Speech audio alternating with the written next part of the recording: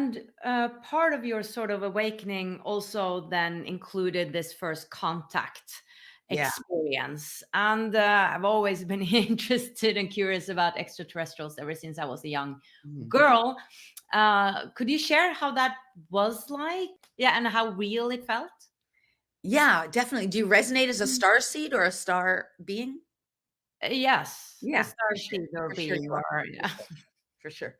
yeah. So, yeah, so what happened was I think what happens for people, at least it did for me, and I know that this happens, is that when you have some sort of near death or some sort of experience where your light, the light that you are as an individuated being becomes so bright through a near death experience can make that happen, right? Or working with real pure frequency energy will certainly illuminate the light that we are. When that happens, beings in the not in the higher in the so-called higher realms or in other what we can call dimensions or planes of existence, they see that light. They become more aware of you. Now, that first contact experience happened almost very quickly after the near death. So there was an evening where I was sitting on my porch. I was living in Maui. I lived in Pukalani and I was on the golf course and I was meditating, but I was very conscious, very aware. And at a certain point, I remember opening my eyes and there was like a very low ship and I knew it was a ship because it was something like 2 o'clock in the morning. The airports were closed at that time and it was doing circular motions. I mean, noticeable circular motions. And at that time, I was so, like I would say clueless about star beings. I did not understand any of this stuff. And it was all pre 2012. So I had this idea that they were going to come help us in 2012. I didn't understand dark, light, none of it. But I just remember I was already very telepathic. And I remember saying, telepathically like, "Oh my god, if there's anything I can do to help, please let me know."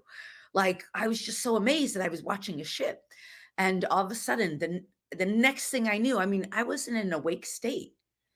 I was on that ship, and the only word I can use is that I was transported on that ship, and that the experience was now no longer physical, but like physical, but not physical. The way I would describe it is like plasma, another dimension of physicality, but non physical in the sense of what we call third dimensional physicality in this reality.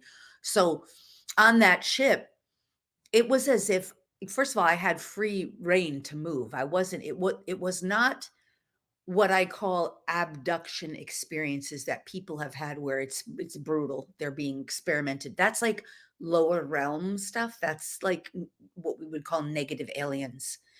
We could call them that. This was star families. So there was free movement to a certain degree. I was able to walk about, certain places. There was a point where I walked into a room and I could see this man who now I would identify as Palladian, but back then I wouldn't have known that.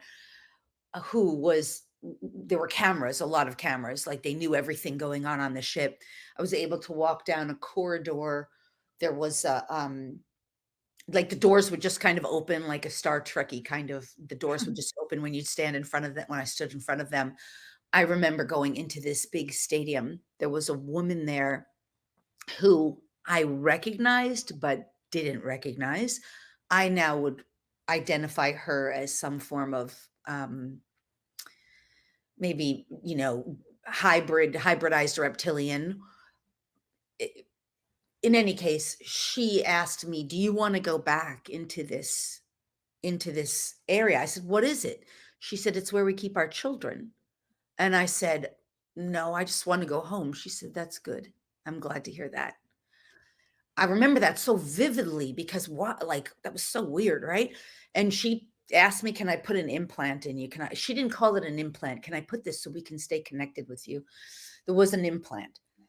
And then I started to walk back. There was time in there, but in any case, as soon as I said I wanted to go home, they showed me the way to the door, like the door opened, and then I was back in like on the porch. And I remember being like, or back in my house at least. I was inside the house at that point, actually. But I remember the next day, I was so angry because I felt that. I was like, what is this? For weeks, I was angry about it. I did not understand what was going on. I kept asking, like, what was that? What was going on? And every night I kept the meditating up. I would get these downloads. I call them downloads. They were like signs and symbols and si- patterns of geometry and numbers, things I couldn't make sense of. And I asked every day, like, what is this? What is this? What is this? And all I ever got was, you'll know when the time comes. You'll know when the time comes. And that is what happened. Like, it took me time to integrate all that. Yeah. That's the first contact experience. All right. So that was the first. So you've had Yeah. several others. Others, but not on ship like that. Not on ship. More like in dream space or in because I'm always interacting with star family races now. Because what I know about that experience now that I didn't understand then, that took me years to unpack, was that that was my star family. That is, I'm connected to those beings. And they weren't just one, they weren't just Palladian, they weren't just Octurian, they were from multiple families of light who serve the light, which I can define that, I better define that for people who are in service to humanity and the evolution of humanity. And that I identify as a braided star seed, just in the human world, because we're so much more than that. Those are just identifications in the physical reality, right? But I identify as a braided star seed. So from what I understand is that star version of me, which in a sense is from we could say future time, or from we can also say from other dimension of time and space, braided in with my human identity. So I'm not like, I don't consider myself a walk-in. I'm the same soul that I was as a human who knew nothing about any of this stuff, who had no idea. That same soul braided in with another aspect of my same soul, future self or progressed self, different frequency, and unified more fully into oneness so that I could be of service and play my role in God's plan of light of creation in service to the light. So that's now how I identify. But it's not my only identification, because the truth is we're so all multidimensional. We're so much more than our personality selves, right? And this implant, why would they need that? Is that something physical? It was something physical, but I understood that over time, I learned it could be removed. I had it removed. It Okay. just, it took me a long time because I felt it. It was so intrusive. Hmm. And I understand now that part of that intensity that I felt was important, an important part, because it helped me to know the realness of that experience, right? Mm. This is what happens to so many of us who are really on the journey and here to be of service, is we have these mind-blowing experiences that through direct experience, no one can take it away. No one can tell us it didn't happen.